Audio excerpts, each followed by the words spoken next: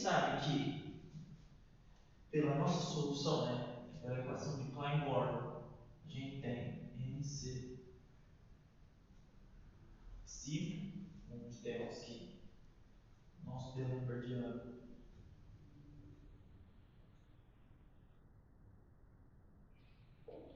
a gente aplica a transformada de Fourier, a gente vai ter isso aqui, no caso, né? Passando para o espaço das frequências. 3 sobre 2, 2, 3K.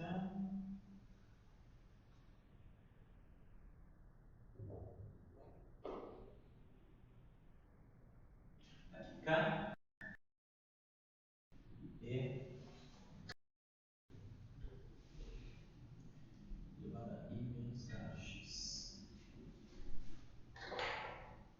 Certo. Substituindo a equação de Klein-Born, a nossa equação é uma equação diferencial. KT mais K quadrado mais M quadrado repetiu KT igual a zero. Ou seja, esse valor aqui a gente pode substituir, falar que vai ser igual a um ômega K, como falado já anteriormente, igual a K mais massa. Né? Isso aqui, no caso, seria correspondente à nossa energia do nosso sistema, ou seja, a energia que a gente tem da frequência das partículas.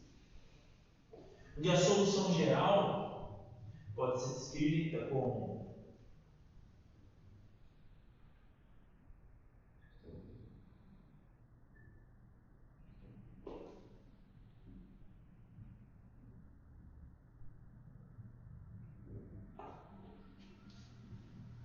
P de 1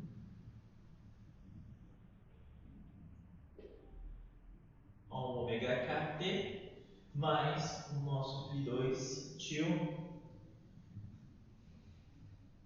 e ômega kt. No PERSP, que é a dedução que eu tenho utilizado, no caso, né, ele coloca como ômega, ou às vezes também como E, né, que é o caso da energia. Mas, perdão, aqui como ômega. Mas eu vou querer ser colocado com energia no sistema, porque mais para frente, quando a gente tiver a parte de propagação, eu quero ficar bem claro as relações para a gente poder chegar nas nossas regras, por causa das regras do diagrama de Feynman, né? Então, dito isso, substituindo isso aqui na série de Fourier, a gente tem que, segundo o termo que a gente vai ter isso aqui, esse dk phi k e kx mais ômega kt, isso é igual a k tio 2 menos k e kx mais ômega kt.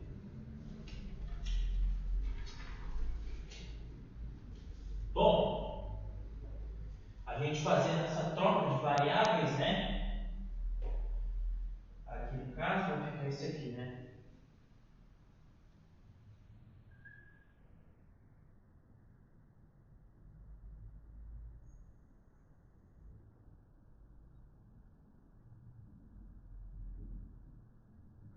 E esse carinha daqui, que é esse daqui, a gente pode escrever como um produto do vetor. No caso, nosso vetor kx, ômega, ômega, e no caso será com ômega k vezes t menos kx.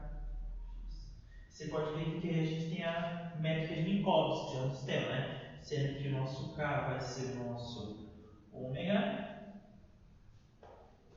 e o componente K para nossas ondas planas e o nosso X são as nossas coordenadas, né? E aqui está o nosso espaço. Então, perceba que a gente não altera nada, a gente continua ter a nossa solução. Só que, como já tinha mostrado antes, a gente está falando a diferenciação entre a gente tem o campo clássico e o campo quântico. Aqui nesse campo, a gente ainda não abordou o campo quântico, tá bom? Devido ao quê?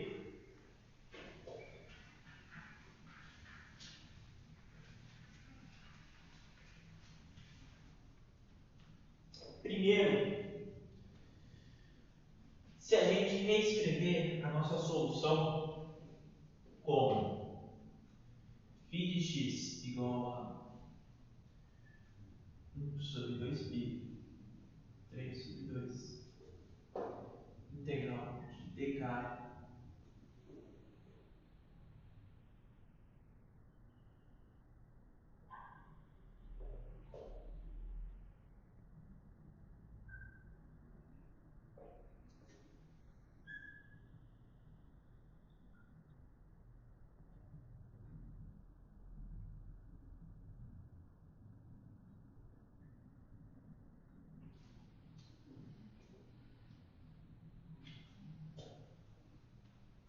nós consideramos que é um campo escalar, então φ de k é igual a menos φ de k2, mas quando a gente for abordar a quantização, eu vou falar, explicar porque a gente tem como se aplica um campo escalar complexo. E aqui entra a diferença. No caso aqui, o φ de k é igual a k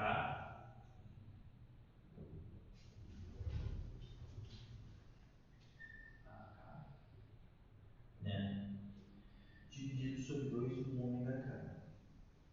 E o φ de 2, tio, menos k adaga k sobre 2 ômega. Bom, perceba que se os dois são campos escalares, são números reais, correto? Se são números reais, o a e o adaga são também números reais, só que aqui a gente está medindo como se fosse a amplitude, ou a amplitude de um número complexo, no caso, né, que são o adaga, ele vai mudar a amplitude da nossa onda, quando ela aumenta e diminui. Já para campos quânticos, a gente tem um operador. Então, isso eu vou dizer que isso aqui é nossos operadores. Ou seja, fazendo a abordagem que a gente tinha no nosso x1 e x2, a gente vai estar relacionado para o nosso φ1, φ2. E no caso, o nosso adaga, né, para satisfazer também, né, vai ter o nosso adaga, vai ter o operador x1, φx1. O adaga vai estar relacionado ao n, né, que a gente sabe que é an. E o nosso operador de destruição, anormal, que é o raiz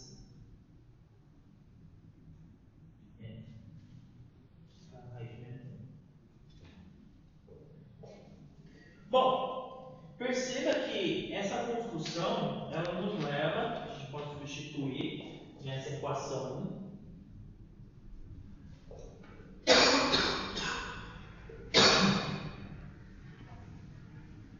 1, obter uma solução mais limpa,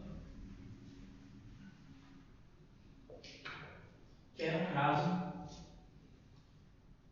φ de x é igual a nossa integral de dk ao cubo de 2π 2 ômega k adaga k aí ômega kx mais adaga k e x.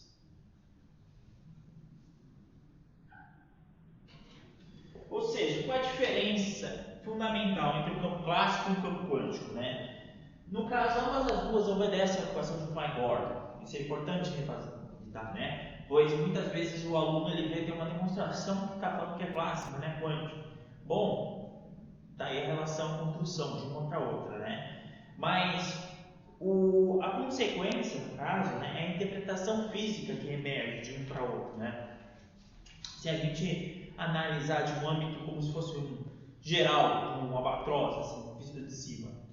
E no caso, a primeira, né, no caso de solução de números complexos, quando é o campo clássico, ali a gente vai ter números que são complexos, no caso, né, que mostra que são números complexos da meia onda. E já no campo quântico, a gente tem a abordagem, né, do nosso campo de Hilbert feito no nosso campo de Foucault, caso seria a relação de um com o outro. Aqui está faltando menos 1, peço perdão. É raiz menos. Aqui no caso, né? Que a gente teria nosso espaço de Foucault relacionado ao nosso espaço de Hilbert, que é 2K por 2π de K a K dada a zero. Porque aqui, nesse caso, seria nosso vácuo. Por essa construção, a gente tem agora uma propriedade que é a relacionada que no vácuo, ele próprio vai ter, no caso vácuo, ele seria como se fosse algo não vazio, mas sim algo que permite o campo, diferente da dedução da mecânica clássica, que eu vou demonstrar agora.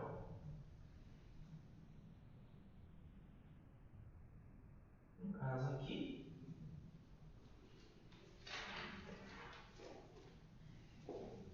então o nosso espaço de Foucault vai ficar o nosso espaço de Hilbert produto, né? O nosso vácuo vai ficar isso.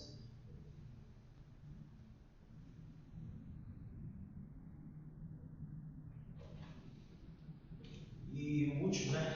Escrever aqui embaixo para dar espaço. Nosso espaço da frequência.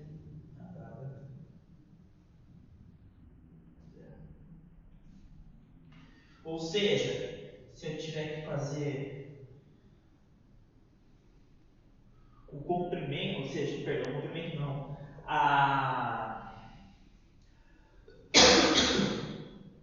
amplitude que a gente tem de propagação nos dois vácuos da nossa função escalar sempre vai ser zero. Então, por essa característica, ou de dois campos também, né? Isso é fácil de demonstrar. Só usar os colchetes. Fica a proporção, vai dar igual a zero. De um propagador, no caso ali, né? Bom, falando todas essas partes, como é que seria então um campo clássico, né? A abordagem que a gente tinha feito antes. A gente sabe que no campo clássico a gente vai ter, e no caso eu preciso acrescentar mais um termo, né? Mais um adendo, ou conhecimento, vamos dizer assim, né? De que a gente tem, na teoria clássica de campos, o nosso tensor momento-energia. Esse casinho. Na relatividade geral é também visto. Mas aqui eu vou dar um ponto a colocar ele, né? Por quê? Por exemplo, imaginamos que a gente tem uma partícula de massa, né? A gente vai colocar de massa M porque a gente vai considerar que são várias partículas atuando sobre um campo elétrico. Então, nosso tensor momento-energia descrito por coordenadas vai ser descrito dessa maneira.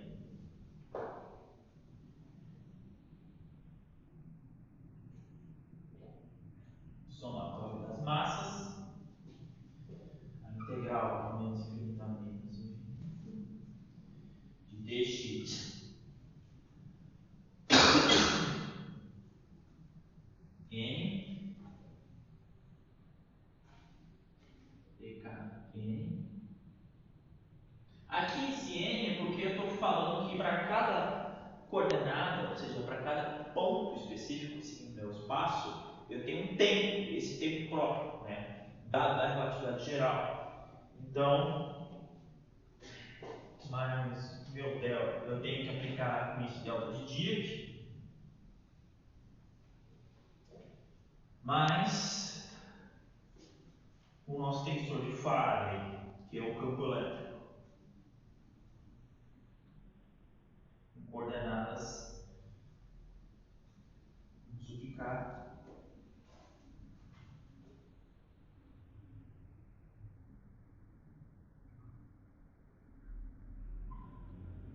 bom. Aqui a gente tem o nosso tensor momento e energia, que ele é descrito por dois tipos de tensor. No caso, o tensor momento e energia da matéria e o tensor momento e energia do campo. Perceba que eles são distintos aqui, certo? Eu não tenho, por exemplo, um tensor momento de interação ou um tensor momento em relação. Essa abordagem é bem específica porque quando a gente for ver mais para as Lagrangianas ou Hamiltonianas, a gente vai ter uma Hamiltoniana para interação e outra para nossa, no caso, para partícula livre. Descobri, tá bem? Bom, seguindo assim, vamos lá. Sabemos que a nossa derivada covariante ela tem que ser igual a zero, tem que ser o momento de energia, certo? Para ter conservação de energia. Por definição,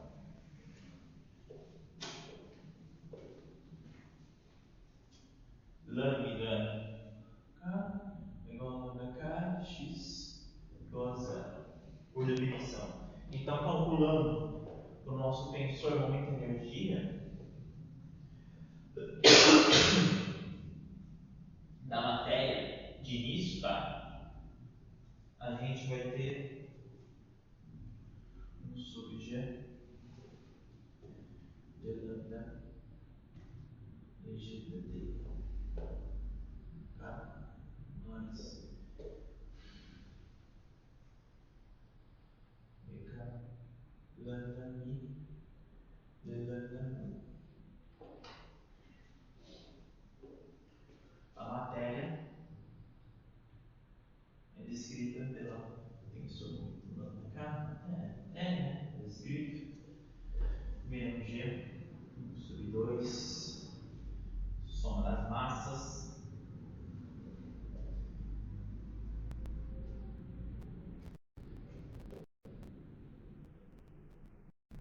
xn dx lambda n dx tal n dx n lambda k.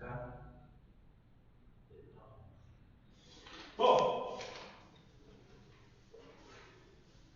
percebe que a gente está usando um delta de Dirac para a regra de derivação em relação ao tempo. Eu vou descrever essa propriedade, né, que a gente pode substituir ela, né, dessa forma.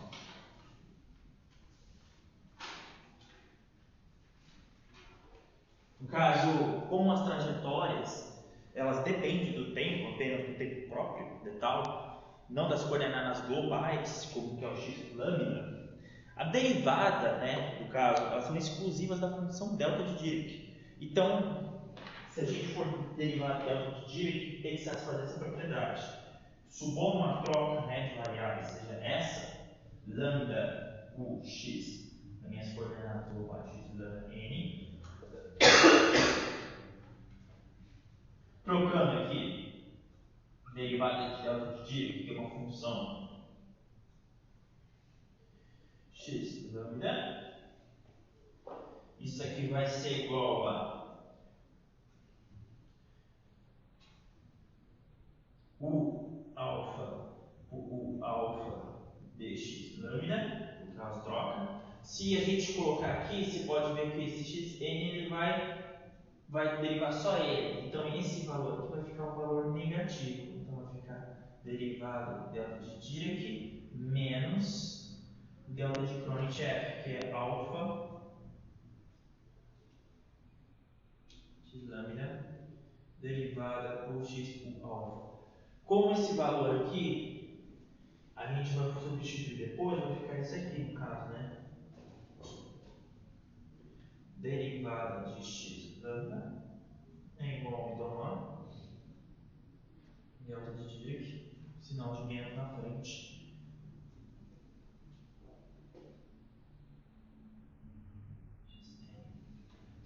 Assim, se for pelo tempo, a gente vai ter essa regra de tal n, f pelas coordenadas em função do próprio tempo. Assim, fazendo a regra da cadeia, df de x n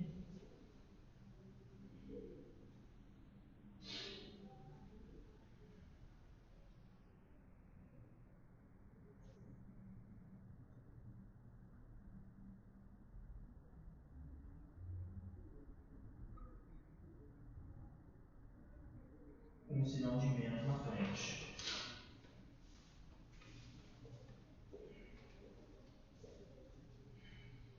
Bom, sabendo essa regra, a gente pode aplicar para esse primeiro carinha aqui da frente, tá bom? Então vamos lá.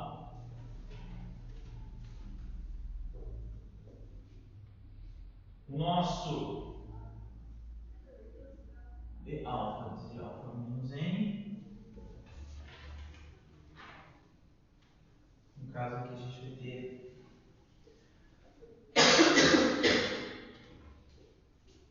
d lambda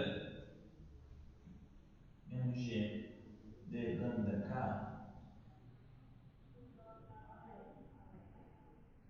lambda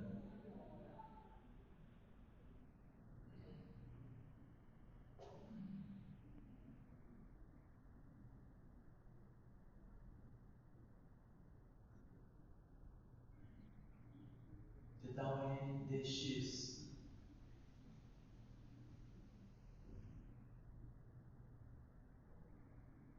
delta de 4 x menos xn.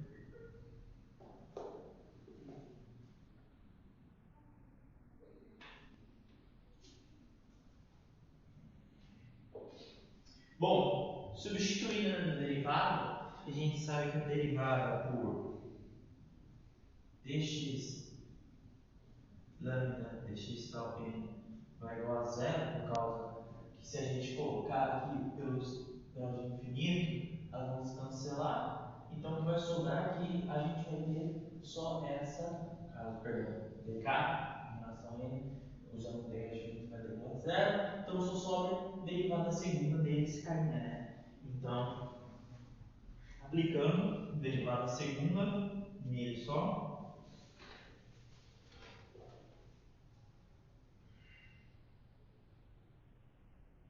dx dx tal n, aqui a gente aplica x menos xn, integração, menos então infinito, e a outra parte, infinito, de tal x menos xn dk sub dtn. Perdão, aqui seria esse carinha que vai ao infinito, vou zerar esse aqui que vai para a derivada de ordem segunda, né? Bom, esse carinha daqui a gente já pode substituir, né? Então, porque o nosso som de Christoff vai estar lá, então vai ficar esse coeficiente aqui vai ficar d lambda g dk normal. Tá faltando somatório das massas, né? Somatório das massas n menos infinito.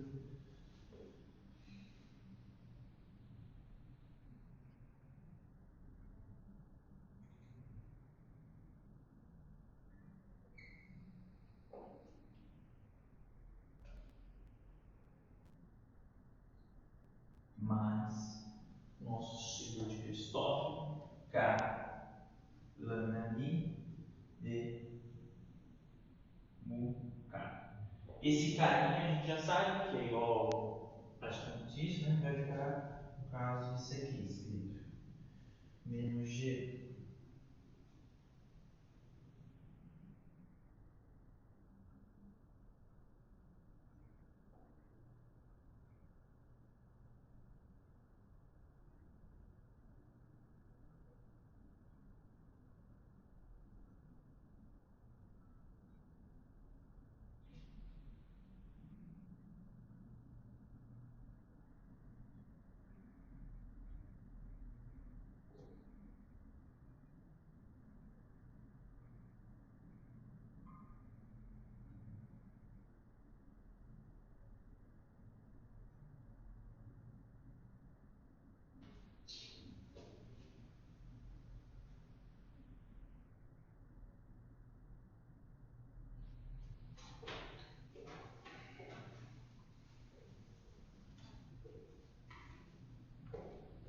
Bom, isso aqui é para a matéria, correto? Que a gente mostrou ali. Para o nosso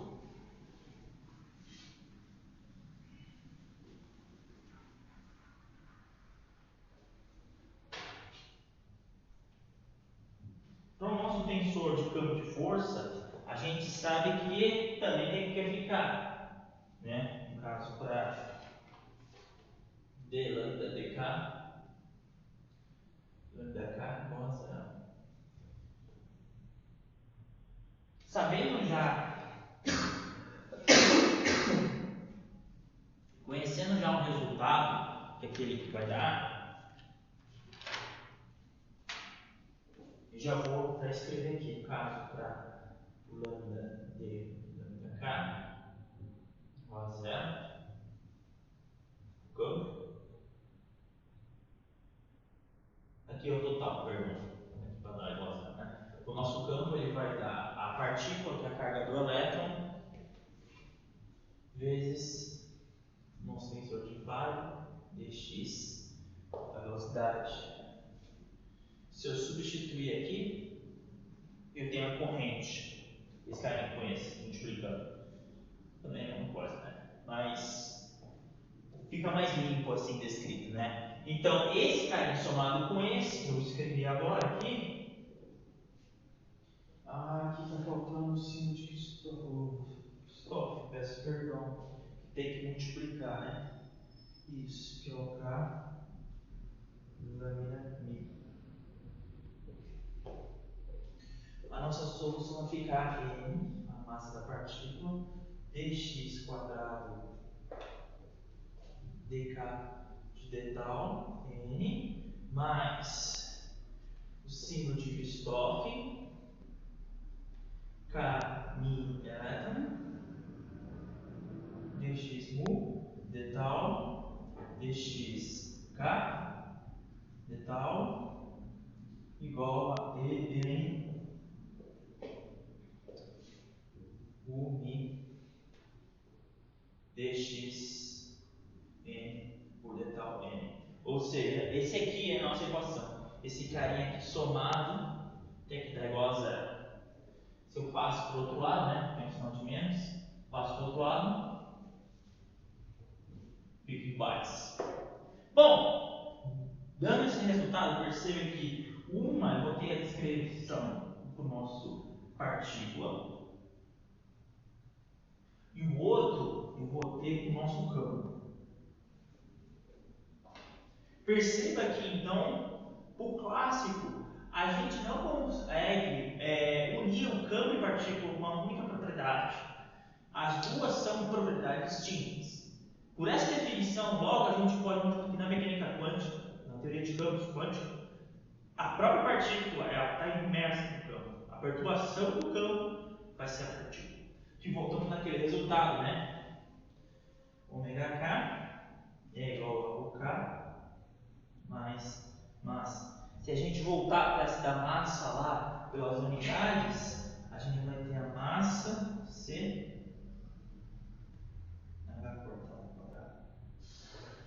Que, como eu tinha falado, está relacionada à energia no sistema, né? Energia das partículas. Então, essa preposição mostra a diferença que a gente tem, no caso, para ter uma partícula no campo clássico e para uma partícula no campo quântico. Assim,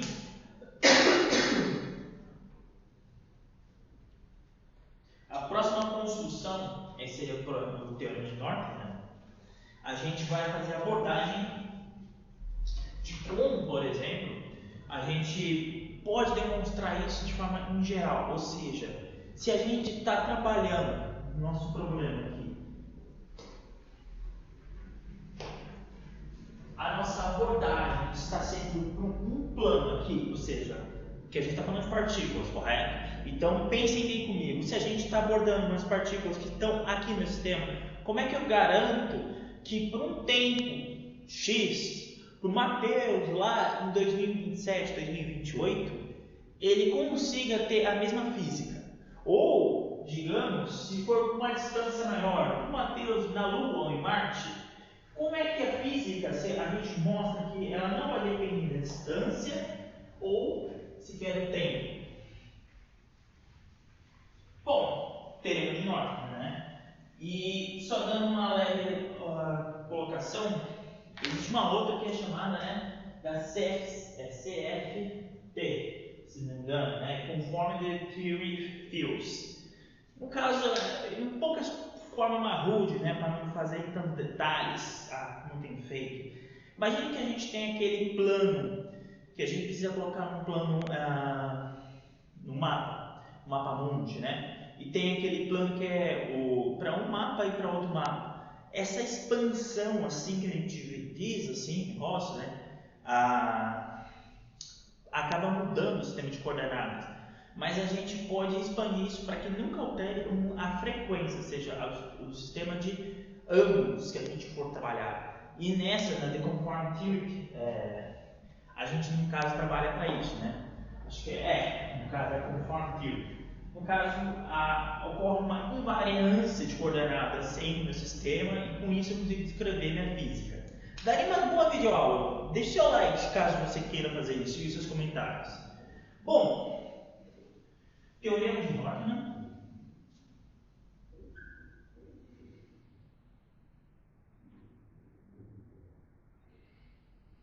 No caso, vamos pensar o seguinte, uma abordagem bem específica.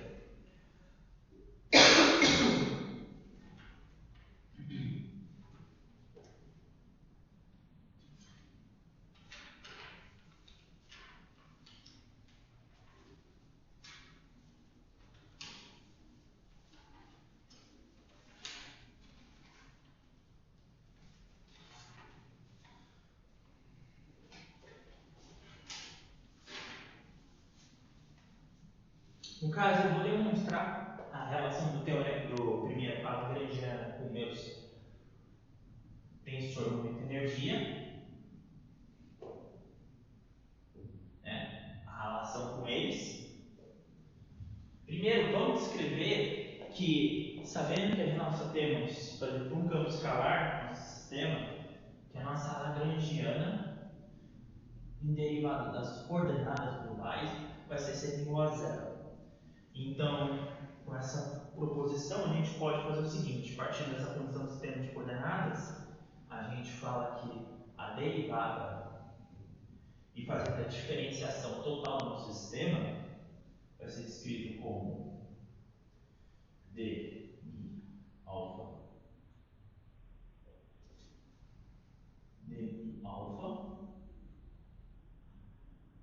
meu sistema de coordenadas globais mais d alfa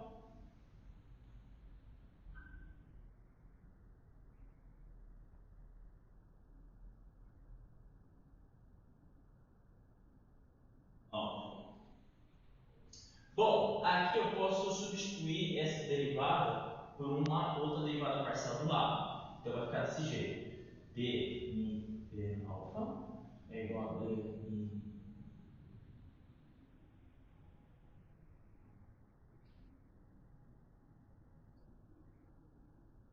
alfa. E aqui, esse d alfa vai dar mais d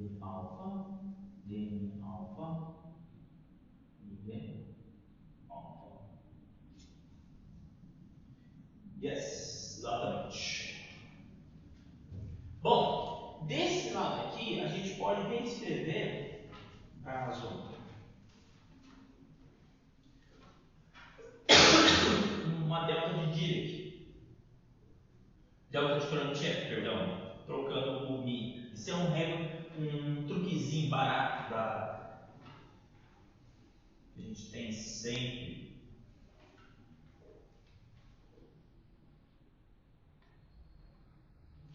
Bom, aqui eu posso substituir o Euler Lagrange, né? Eu acho que esse é o passo que eu estou faltando.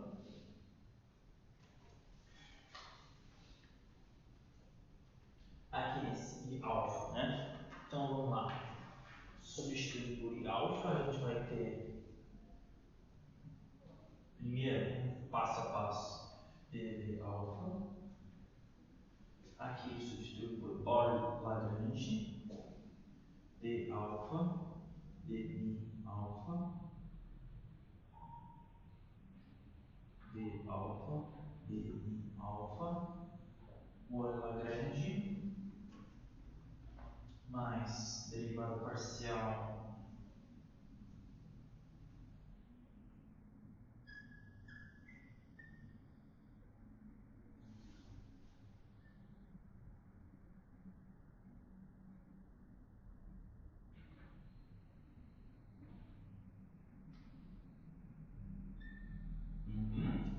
certo? Voilà!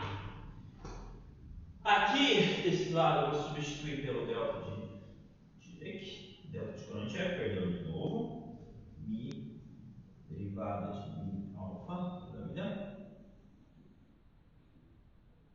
Derivada de mi alfa.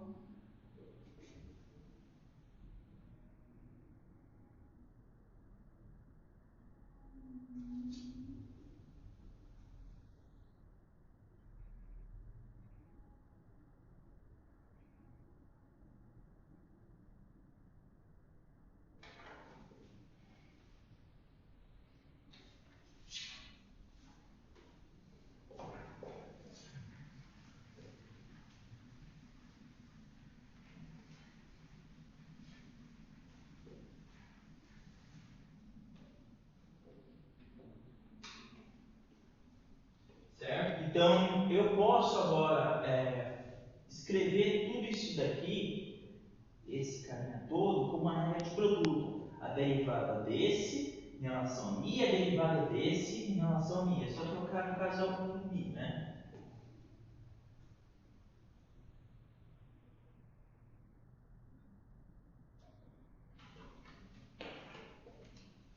Ou também, vamos colocar assim, vai, fica melhor. Então a gente vai ter, de um lado, derivada de mi, delta de Krontchev, igual a derivada dos dois termos, x mi alfa psi alfa, certo? Isso aqui eu posso passar por outro lado, né? Derivada parcial de mi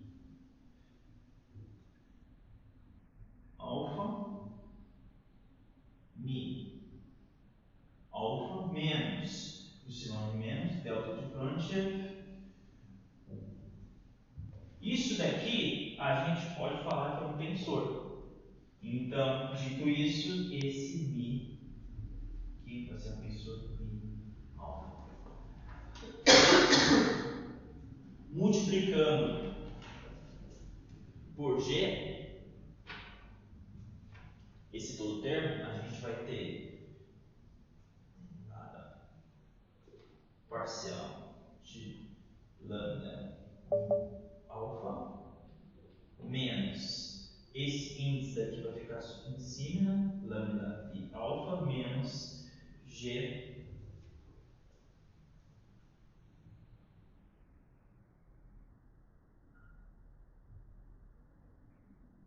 lambda mi, lambda. Isso aqui é igual ao tensor derivada parcial, nosso tensor lambda mi. Aqui é igual a zero. Ou seja, esse aqui é nosso tensor. Que a gente mostra que ele está satisfazendo. E por definição, o tensor momento de energia é igual a zero, isso aqui é igual a zero. Essa quantidade. Bom, e aí que vai a questão, né? A gente sabe que, por definição, nós temos que o nosso... Bom, se a gente for derivar também para rotação também, é bem simples. O passo é só, como na aula anterior já tinha falado, né? SS, aqui seria o ponto de partida, né? X derivada parcial de lambda, certo? Se a gente fizer a mesma regra do produto, a gente vai ter menos ômega x lambda menos x aqui debaixo lambda. Bom, aqui eu posso pôr para fora esse mi, esse carinha aqui não vai influenciar em nada, não é derivada, então eu posso colocar menos ômega mi, lambda 2, derivada mi, x mi, delta de Dirac, de Kronecker, perdão, derrou, mi.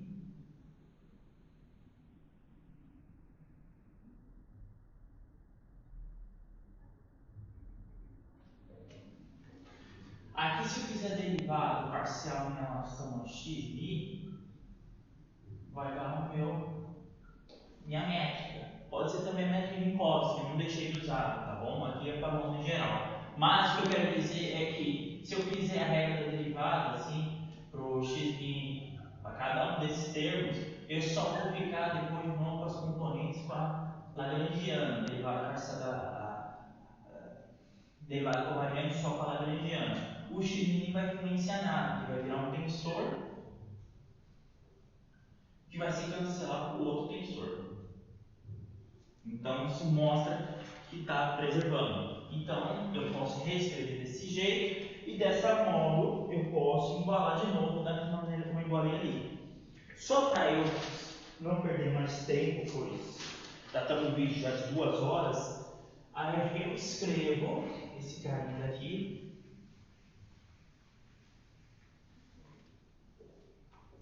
desse jeito, né? No caso, sabendo que a gente já viu que a derivada parcial de mi lambda mi rho phi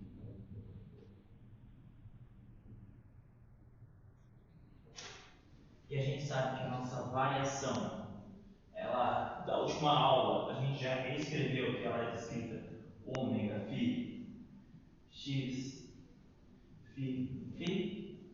Então, só substituindo lá.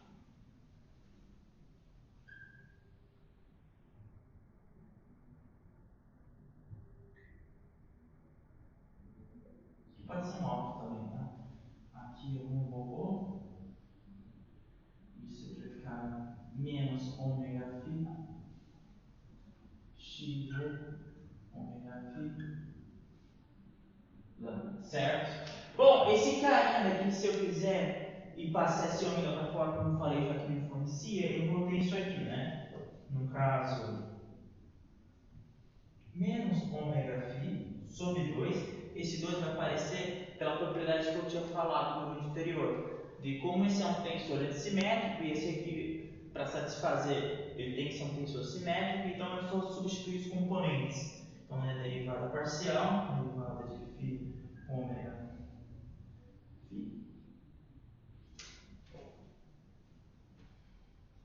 xv derivada de ρ menos xi derivada de φ. Bom, isso aqui igualando com esse outro carinha daqui, o estrelinha, a gente vai ter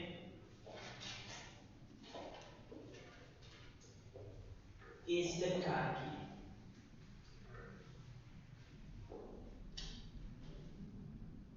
Ou for derivada de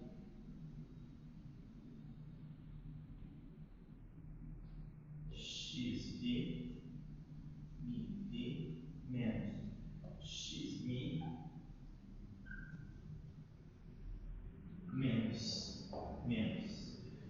derivada de rho φ x mi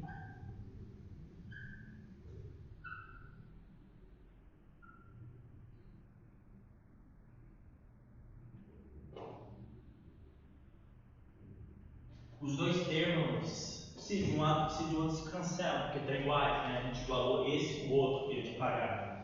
Então, se eu isolar os termos, a gente vai ter isso aqui. Derivada parcial de x min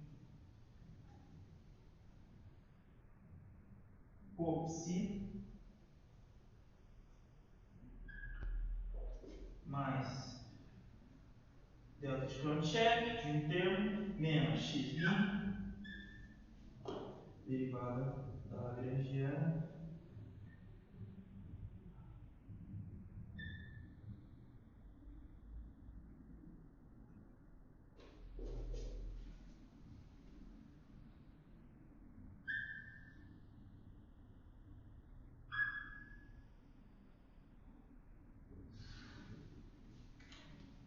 ou seja, esse termo todo dá zero, certo? Que a gente vê aqui, né? Então, a gente vê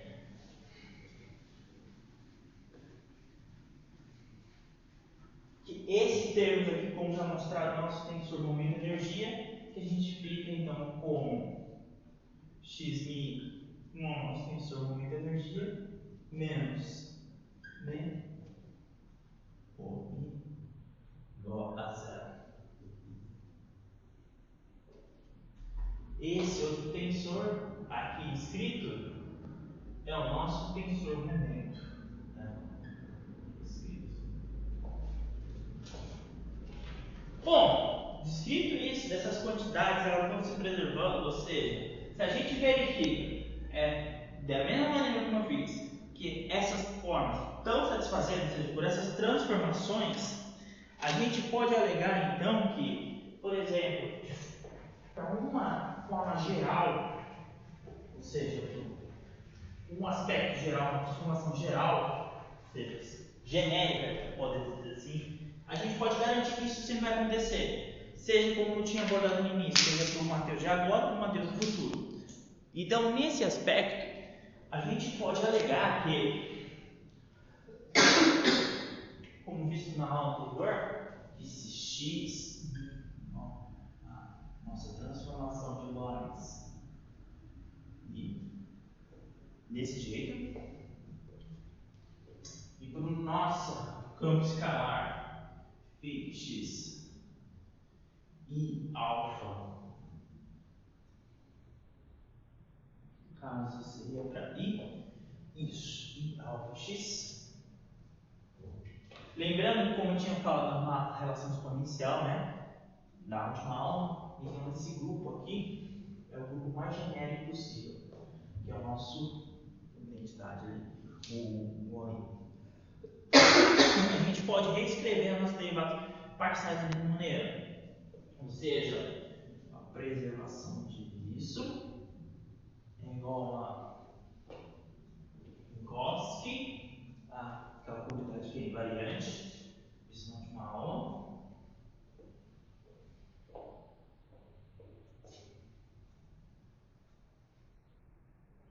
Alfa mu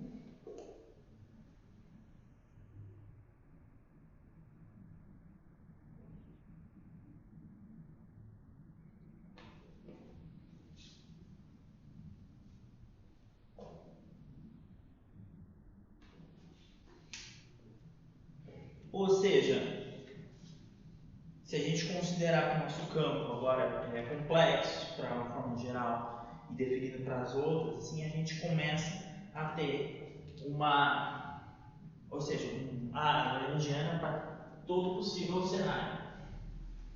Então, nessa abordagem, a gente consegue agora escrever aqui nossa lagrangiana com φ de x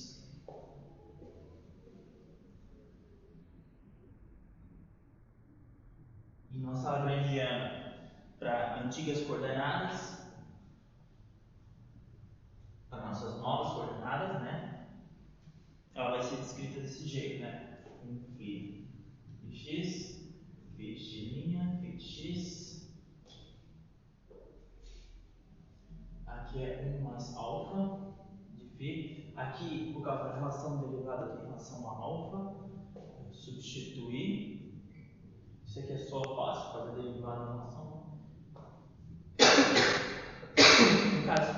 no caso eu só expandir ali inteiro, a gente vai ter I alfa em relação a x. E para o nosso tensor corrente, mais à frente eu vou mostrar a vocês.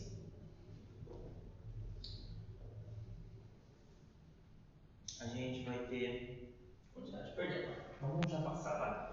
Porque não é impossível se demonstrar. Então, no caso, então, a gente mostra que essa quantidade, essa variação, né, o dφ de x, igual a isso, alfa de x.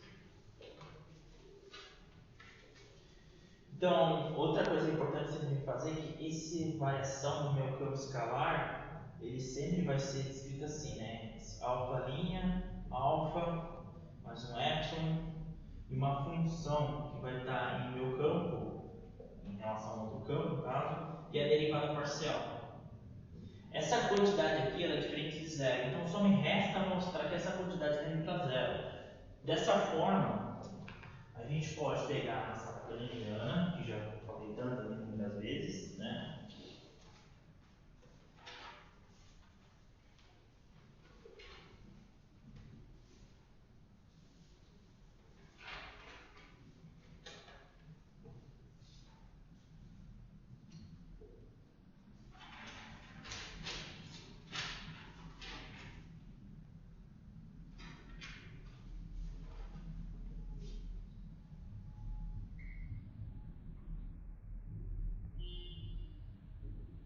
Alfa de I x alfa.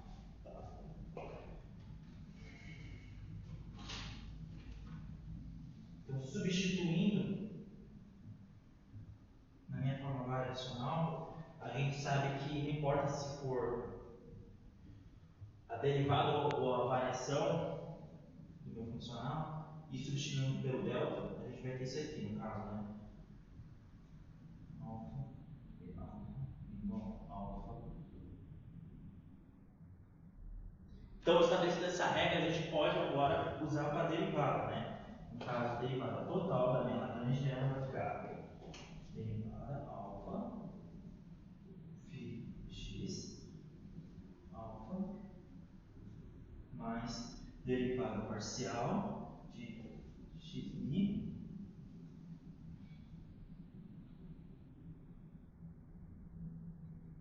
alfa derivada parcial de delta φ de x.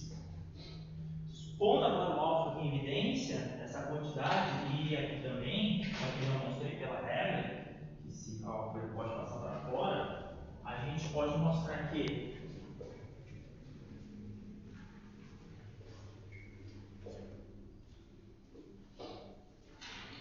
mostrando que não pensando no alfa, né, a gente pode fazer ali pela regra de derivação, para derivar o alfa, por isso aqui, seja d alfa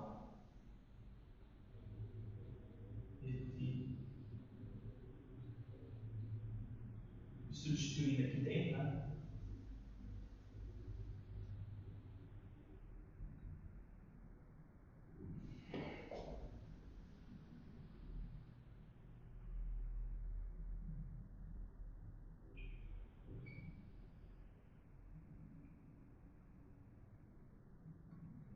Isso aqui, gente, foi porque eu quis substituir esse carinha daqui, falando que é isso aqui no caso, né? Sabendo que a regra do produto, a gente derivar por dA em B é igual a derivada de Mi mais a derivada de B. Então, passa esse carinha, que é aquele carinha de lá de lado de fora,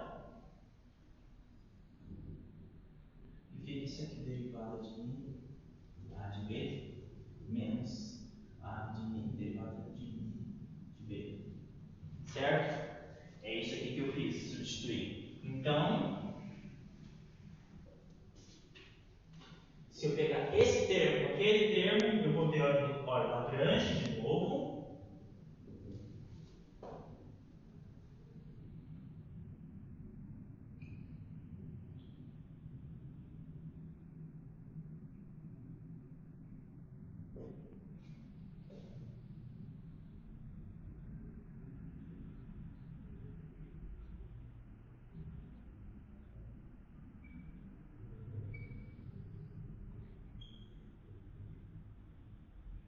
Essa quantidade aqui vai para zero, porque é hora Lagrange, não preciso mostrar. E essa quantidade aqui, pelo alfa, vai substituir. Então vai ficar um alfa do lado de fora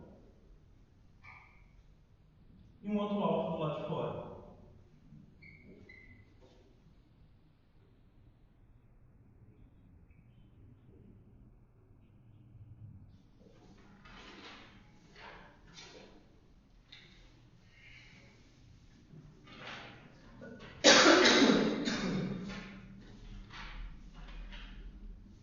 Mas a gente sabe que essa quantidade daqui, ela não está sendo nula. Então, eu vou chamar um outro tensor J, esse lado aqui, que vai ser derivado por J,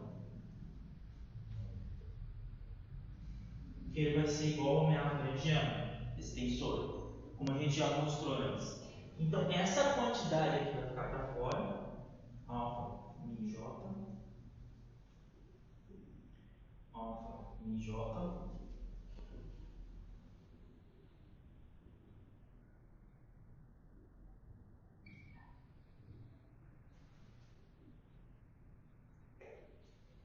passando essa quantidade para o lado de fora.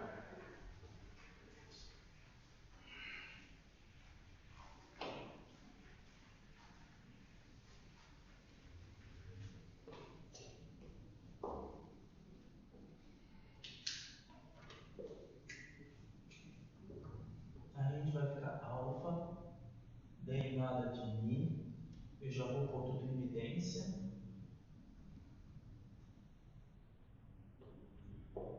Alfa derivada de mi relação de alfa